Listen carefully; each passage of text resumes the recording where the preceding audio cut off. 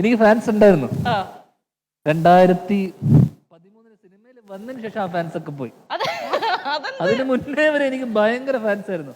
ഞാൻ പഠിച്ചിരുന്ന കോളേജിൽ, സ്കൂളിൽ, എല്ലായിടത്തും ഫാൻസ് ഉണ്ടായിരുന്നു. എന്ന് സിനിമയിൽ അഭിനയിക്കാൻ തുടങ്ങിയോ അവര് വരെ.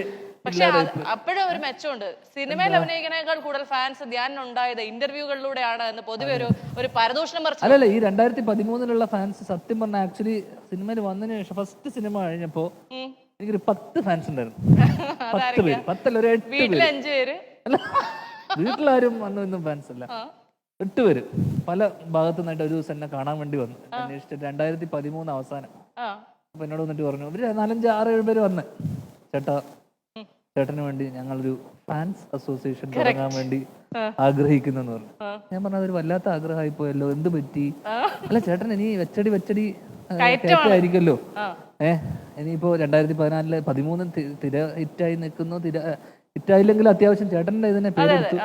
ഇനി അങ്ങോട്ട് ചേട്ടൻ മലയാള സിനിമയുടെ ഭാവി ആളായി മാറുന്നു. ഇവന്മാര് പറഞ്ഞു തൊട്ട് നടന്നതുമില്ല. 14 ഞാൻ സിനിമ ചെയ്തതുമില്ല. 14 ആയപ്പോ ഇടക്കിടക്ക് എനിക്ക് മെസ്സേജ് അയക്കും, സിനിമയൊന്നും ഇല്ല ഏട്ടാ, സിനിമയൊന്നും ഇല്ലേ, നമ്മൾ എന്താ ചെയ്യണ്ടേ, അസോസിയേഷൻ എന്ത് ചെയ്യണം, പൂട്ടണോ വേണ്ടയോ? ഞാൻ ഇവരോട് അസോസിയേഷൻ ഒന്നും തുടങ്ങാനേ പറഞ്ഞിട്ടില്ല. ഒരു ജോലി കുലാജിൽ നടക്കുന്ന ആൾക്കാരായിരുന്നു. 2014 അവസാനമൊക്കെ ആയപ്പോഴേക്കും എന്നോട് പറഞ്ഞു, ചേട്ടാ ഞങ്ങൾ നിക്കണോ പോണോ എന്നുള്ള അവസ്ഥയായി.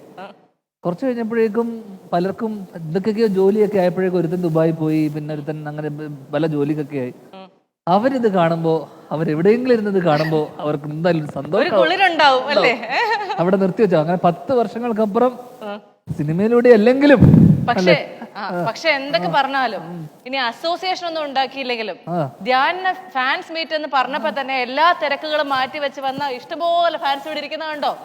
അവർക്ക് വേണ്ടിട്ട് കൈയടിയെ കൊടുത്തേക്കോ. അവര് ഞാനാണെന്ന് അറിഞ്ഞത് ഇവിടെ വന്നിട്ടാണെന്നാണ് എന്റെ സംശയം. അങ്ങനെയാണോ? വേറെ ആരുടെയോ ഫാൻസ് മീറ്റ് എന്ന് പറഞ്ഞ് വിളിച്ചു വരുത്തി അവര് ഇവിടെ വന്നപ്പോ ഞാനാണെന്ന് അറിഞ്ഞതാണോ? അങ്ങനെയൊന്നും അല്ല. അപ്പൊ ഞാൻ ചിന്തിച്ചത്, എന്തിനാണ് ഈ ഫാൻസ് മീറ്റ്, എന്തിനാണ് ഇങ്ങനെ ഒരു, ഏതാണ് ഈ ഫാൻസ് എന്ന് കാണാനുള്ള ഒരു ആഗ്രഹം എനിക്കുണ്ടായിരുന്നു. എന്തായാലും കണ്ടല്ലോ, ഫാൻസ് മീറ്റ് എന്ന് പറയുമ്പോ തന്നെ വരാനായിട്ട് ഇഷ്ടംപോലെ ആളുകളുണ്ട് എന്ന് ഇപ്പൊ മനസ്സിലായല്ലോ. ഞാൻ വേറെ കാര്യം ചോദിക്കട്ടെ, അതായത് ഈ ഇന്റർവ്യൂസ് എല്ലാം ഭയങ്കര സൂപ്പർ ഹിറ്റായി ഇങ്ങനെ പോയിക്കൊണ്ടിരിക്കുമ്പോഴത്തേക്ക് എപ്പോഴെങ്കിലും ടെൻഷൻ വരാറുണ്ടോ? ഈ സിനിമ ഇറങ്ങണ പോലെ ഇന്റർവ്യൂ ഇറങ്ങുമ്പോ ഓടുവോ ദൈവമേ എന്നൊക്കെ ഉള്ളൊരു ടെൻഷൻ. സിനിമ ഇറങ്ങുമ്പോ എനിക്ക് ടെൻഷൻ ഇല്ലല്ലോ, കാരണം അത് ഓടില്ലെന്ന് എനിക്കറിയാലോ. ഇന്റർവ്യൂ ഇറങ്ങുമ്പോ എനിക്ക് ടെൻഷൻ ഉണ്ട്.